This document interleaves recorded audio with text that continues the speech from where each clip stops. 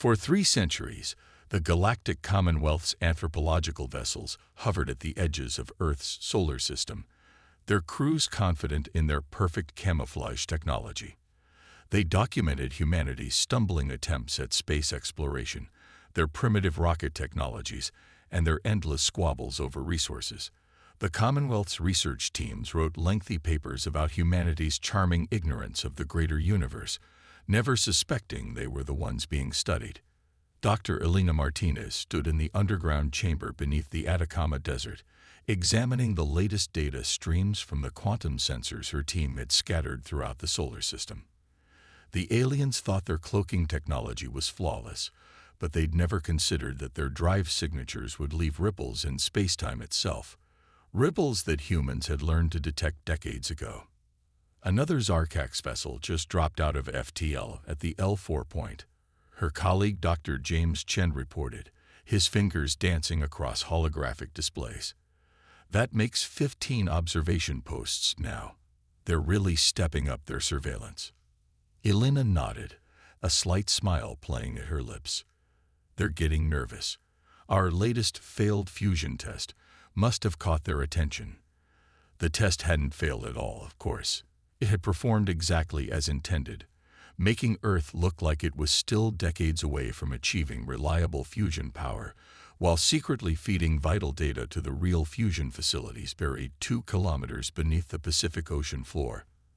The chamber hummed with the subtle vibrations of quantum computers processing the endless stream of data harvested from alien communications. For 50 years, humanity had maintained the greatest deception in its history. While the galaxy watched what they thought was humanity's fumbling progress, the real work happened in facilities like this one, hidden deep underground or beneath the oceans. Message from Singapore Hub, James announced. They've finished decrypting the latest batch of Commonwealth technical data. The 0 Point Energy team says they found 3 critical flaws in the alien designs. They think they can improve the efficiency by at least 40%. Elena allowed herself a moment of pride. This was humanity's true strength, not the brute force approach the aliens expected, but the ability to observe, analyze, and improve. While the Commonwealth scientists wrote papers about humanity's primitive understanding of physics, human quantum computers were already finding ways to surpass alien technology. "What's the status of Project Mirror?" she asked, moving to a separate console displaying a complex network of gravitational sensors. "On schedule," James replied. "The quantum entanglement network covers 80% of the solar system now. When the time comes, we'll be able to track every alien ship in real time, no matter what kind of stealth they're using." The chamber's main display showed a real-time map of every alien observation post around Earth. The Commonwealth thought they were being subtle, but to humanity's advanced sensors, they might as well have been broadcasting their positions with floodlights. Dr. Martinez, a young researcher, called out from her station. "I'm picking up some unusual communications traffic between the observation posts. They're using their highest level encryption." Elena frowned, moving to examine the data herself. The patterns were unlike anything they'd seen before. "Forward this to analysis immediately. Something's changed in their behavior pattern." As she studied the encrypted transmissions, Elena felt a familiar tension building in her chest. For 3 centuries, humanity had played the role of primitive beings, absorbing knowledge, reverse engineering technology, and preparing for the moment when the galaxy would realize its mistake. That moment might be coming sooner than expected. A priority alert flashed across her screen, a message from the Global Defense Council. As she read it, her breath caught in her throat. The Zarkax weren't just observing anymore. Their latest communications suggested they were preparing for something bigger. "James," she called out, her voice steady despite the gravity of the situation. "Contact all research hubs. Tell them to begin Protocol Omega. It's time to speed up the timeline." Around the chamber, researchers moved with practiced efficiency, their movements betraying none of the excitement they must have felt. Humanity had spent centuries preparing for this moment, playing the part of primitive beings, while building something far beyond what the galaxy could imagine. As Elena sent her authorization codes to activate humanity's hidden defensive networks, she thought about how the Commonwealth would react when they realized the truth. The primitive species they'd been studying had already surpassed them in many ways, using the aliens' own arrogance as a shield to hide their true progress. The game of pretense was nearly over. Soon, the galaxy would learn that while they'd been watching humans, humans had been watching right back, and learning far more than anyone could have guessed. The greatest deception in human history was about to end, and the real game was about to begin. Above ground, life continued as normal. Rockets launched with careful inefficiency, politicians argued about lunar colonies, and Earth's population remained seemingly unaware of their alien observers. But deep underground, humanity's real space program was about to change the galaxy forever. The Zarkak's invasion fleet materialized at the edge of the solar system with the confidence of apex predators. Their massive ships, each the size of a small moon, moved with deliberate slowness. There was no need to rush when dealing with primitives who still thought chemical rockets were the height of space technology. Fleet Commander Vexthor stood on his bridge, mandibles clicking in anticipation as he reviewed the secret military installations his surveillance teams had identified on Earth.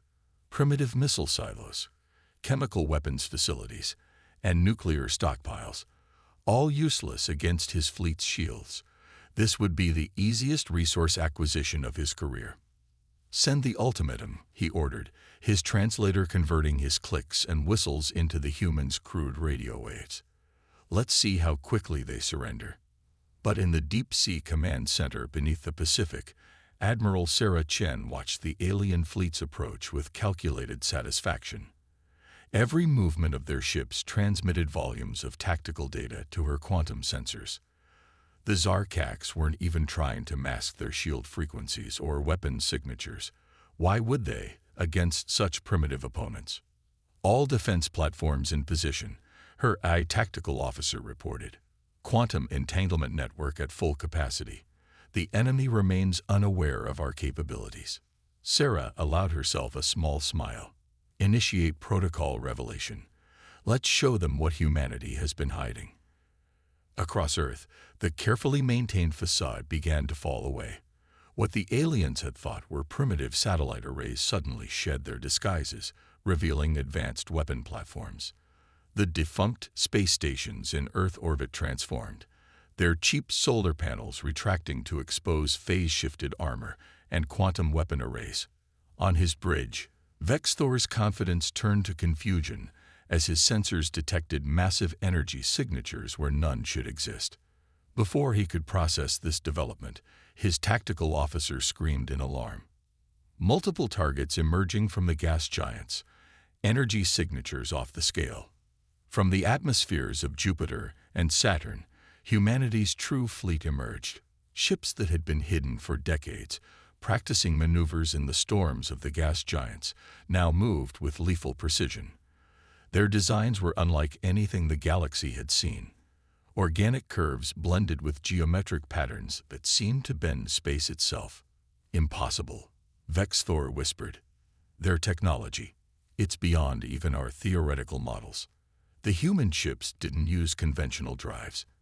Instead, they surfed on artificially generated gravity waves, achieving maneuvers that seemed to defy physics. Each vessel was a testament to centuries of careful observation and improvement upon alien technology. "This is Admiral Sarah Chen of the Earth Defense Force. A transmission cut through all frequencies. Your species has spent centuries watching us, assuming our ignorance. You've never considered that we might be watching back, learning from your every mistake, improving upon your every innovation." In the Atacama Command Center, Elena Martinez and her team monitored the quantum entanglement network as it revealed every detail of the alien fleet's capabilities.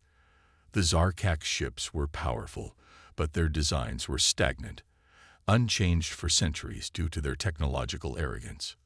"You come to our system expecting to find easy prey," Sarah's transmission continued. "Instead, you find humanity's true face. we are not the primitives you thought we were. We are your worst nightmare, a species that turned your contempt into our greatest weapon."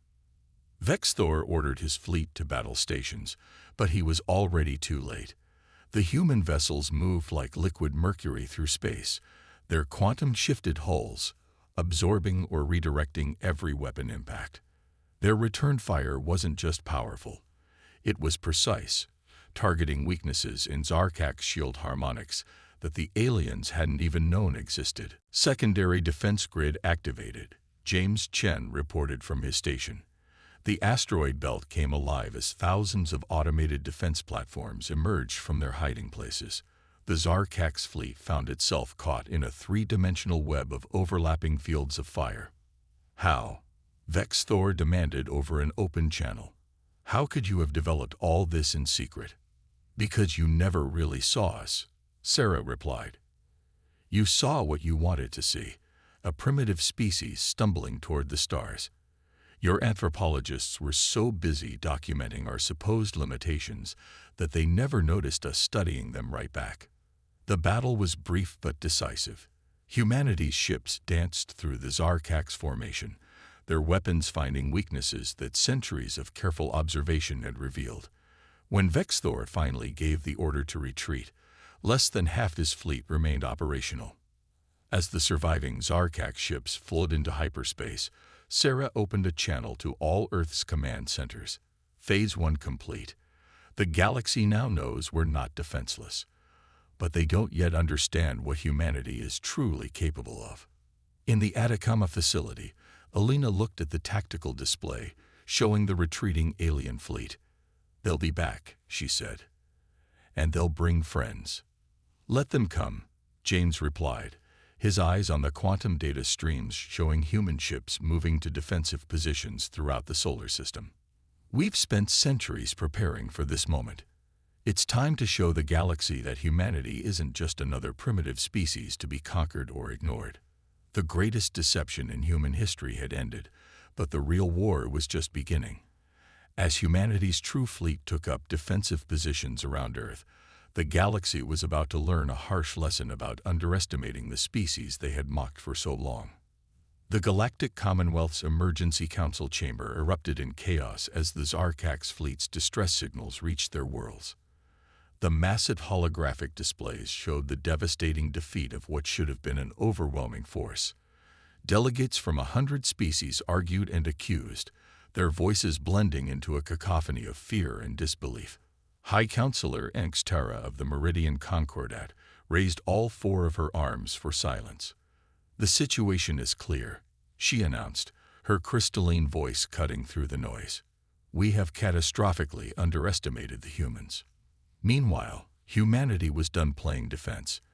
In a hidden shipyard within Mercury's hollow core, Admiral Sarah Chen stood before a holographic representation of the galaxy, surrounded by Earth's top military and scientific leaders.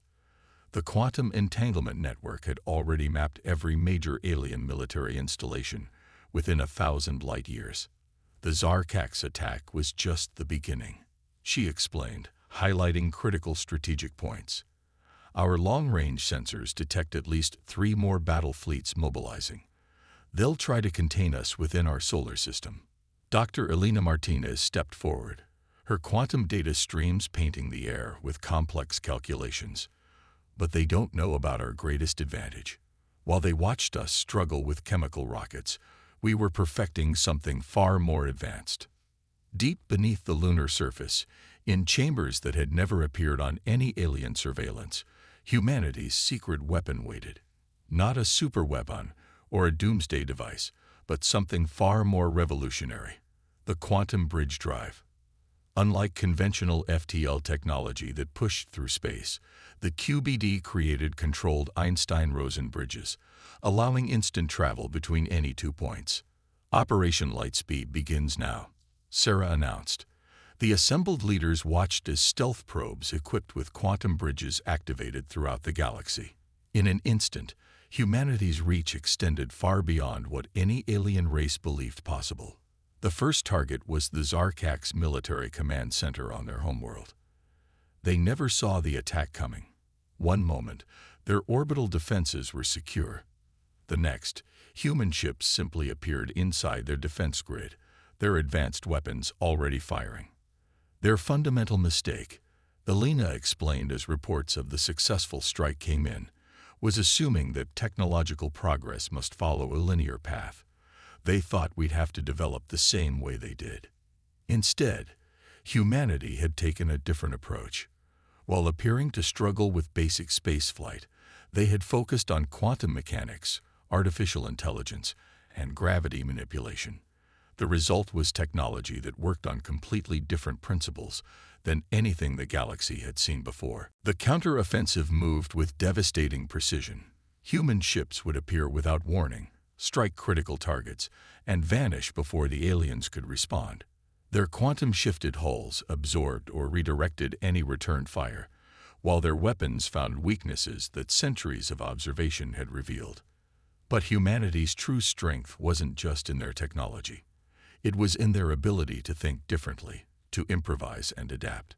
When the Meridian Concordat deployed their supposedly impenetrable phase shields, human scientists had already developed countermeasures based on observing the shield's quantum harmonics. Alert from the quantum network, James Chen called out during one particularly intense battle. The Zarkaks are attempting to adapt their shields to our weapons. Sarah smiled. Initiate Protocol Hydra. The human ships instantly shifted their attack patterns, their weapons reconfiguring to exploit different weaknesses. This wasn't just combat. It was the result of centuries of studying every aspect of alien technology, finding flaws and opportunities that the aliens themselves had never considered. The galaxy's superior forces found themselves facing an enemy that seemed to know all their weaknesses while revealing none of their own. Humanity's ships appeared like ghosts, struck like lightning, and vanished before retaliation was possible. In the Commonwealth Council chamber, the mood shifted from panic to grim resignation. They weren't just hiding their technology, Terra realized. They were studying us, learning our weaknesses, preparing for this moment. The quantum entanglement network revealed every detail of the aliens' desperate strategies. They tried to adapt, to develop new defenses, but humanity had spent centuries preparing for this conflict. Every alien tactic had been analyzed, every technology dissected and improved upon. As the counteroffensive continued, Elena's team made another breakthrough. The quantum sensors revealed patterns in alien communications that suggested something bigger than just military coordination. There were hints of an ancient power structure, something that had been manipulating galactic politics for millennia. We're not just fighting the Zarkaks anymore, Elena reported, her eyes scanning the quantum data streams. There's something else out there, something that's been watching all of us, pulling strings we couldn't see before. Sarah looked at the holographic map, where human forces continued to strike with precise, devastating effect. Then we'll find it, she declared. Humanity is done being underestimated. It's time to reshape the galaxy. The counterstrike had become more than just a military campaign. It was humanity's announcement to the galaxy. We are not what you thought we were. We have surpassed you in ways you never imagined possible, and we are just getting started. In the quantum-shielded depths of Luna Base, Dr. Elena Martinez stared at data streams that seemed to defy reality. The patterns she discovered in alien communications weren't just evidence of coordination. They were fragments of something far more sinister, a language older than any known civilization, threading through every major galactic decision for millennia. The architects, she whispered, as the AI systems finally decoded enough of the ancient transmissions to reveal the truth. They've been manipulating everything from the beginning. The evidence was overwhelming. An ancient species, so advanced they had transcended physical form, had been orchestrating galactic events like a cosmic chess game. The Zarkaks' attack hadn't been random. It had been engineered to trigger humanity's revelation of its true capabilities. Admiral Sarah Chen's hologram materialized in the lab, her expression grim. How deep does it go? All the way, Elena replied, sending data streams through their quantum network. The Commonwealth, the Zarkaks, every major species, They're all playing roles in a game they don't even know exists.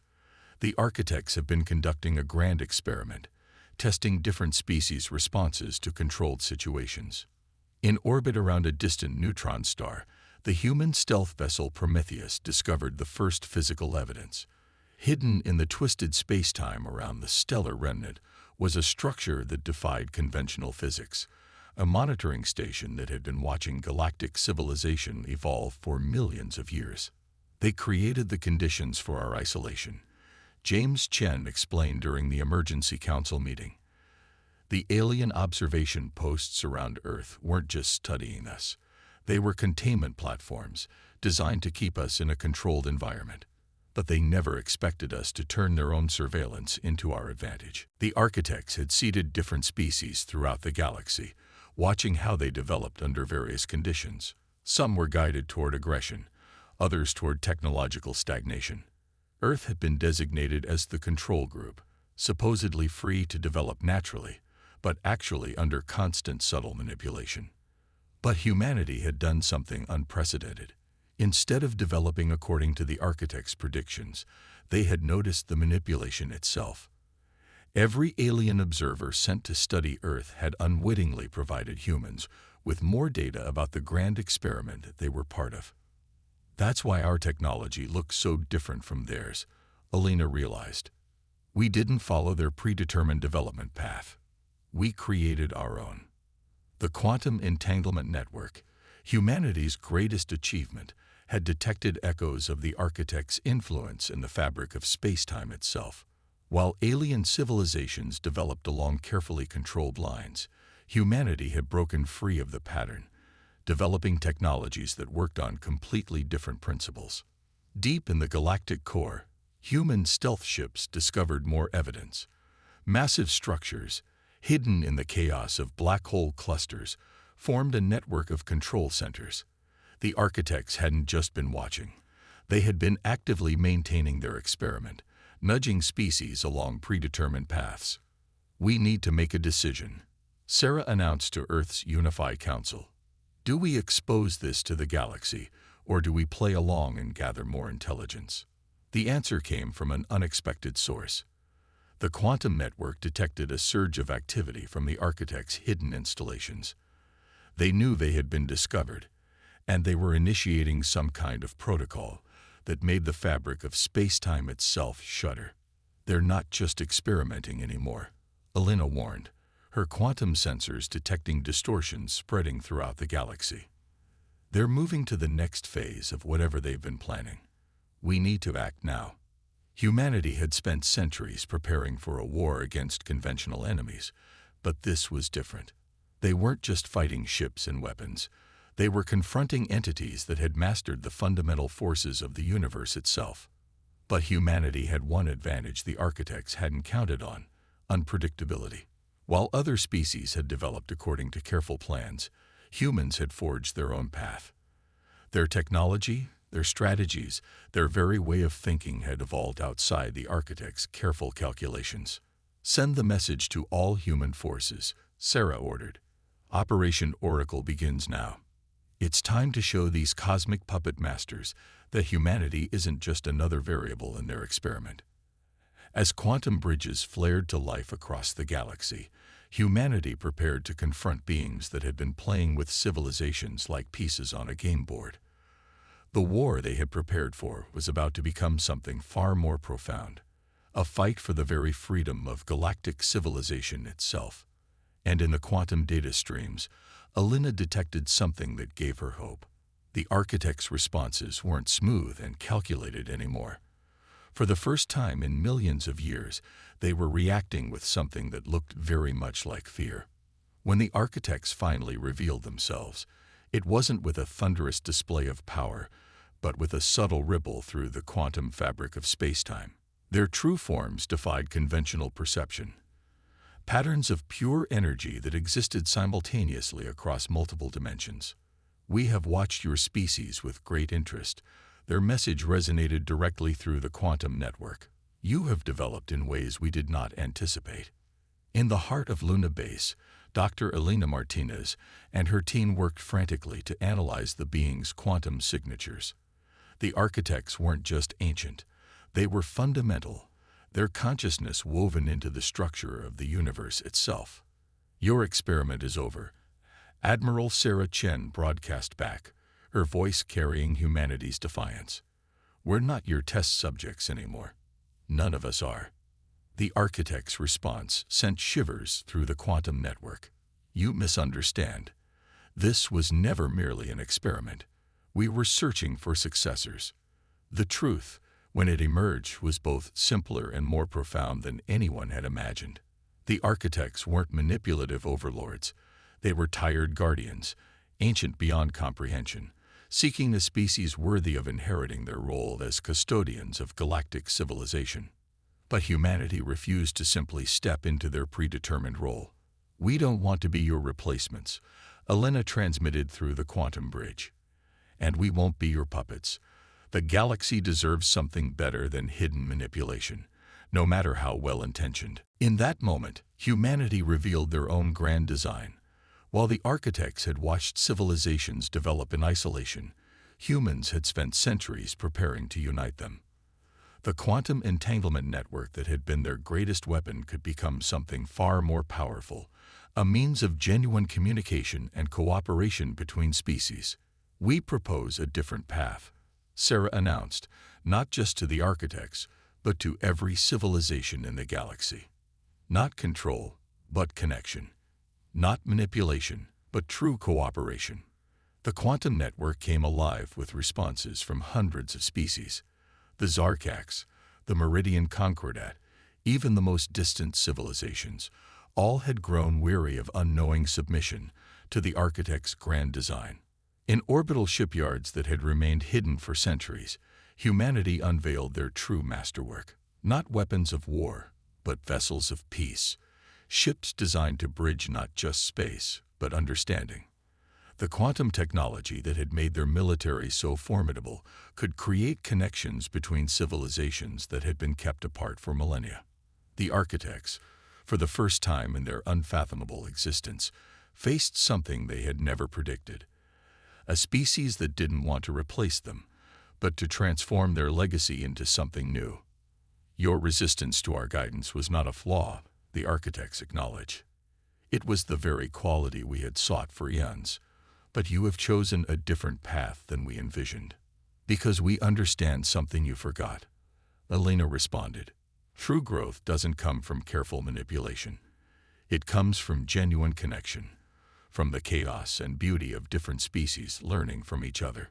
Across the galaxy, quantum bridges flared to life, not for war, but for communication. Species that had been kept separate by the architect's design began to share knowledge, culture, and understanding. The carefully maintained barriers between civilizations dissolved in a flood of mutual discovery. The architect's physical forms began to fade from our dimension. Perhaps their final message resonated: "This is why we chose Earth as the control group. You have shown us that there are paths we had not considered. The galaxy is yours now, not to control, but to unite."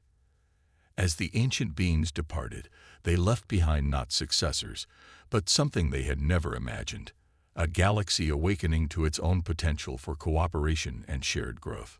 In the decades that followed, humanity's role evolved. They became not rulers or controllers, but facilitators, using their quantum network to bridge divides between species, to share knowledge and resources, to help create something greater than the sum of its parts. The observation posts that had once watched Earth became centers of cultural exchange. The weapons platforms transformed into communication arrays. The galaxy that had once mocked humanity now looked to them, not with fear or submission, but with gratitude for showing them a way beyond the architect's grand design. "We were never meant to be their successors," Elena reflected, watching ships from 100 worlds dock at Earth's orbital stations. "We were meant to show them, and everyone else, that there's always another way." The age of secrecy and isolation was over. In its place, a new era dawned, one where humanity's greatest achievement wasn't outsmarting their observers or developing superior technology, but showing the galaxy how to truly come together. and in the quantum streams that connected worlds and species, the echo of the architect's final message remained. Sometimes the greatest victory isn't in ruling or controlling, but in showing others how to break free from control and forge their own path together.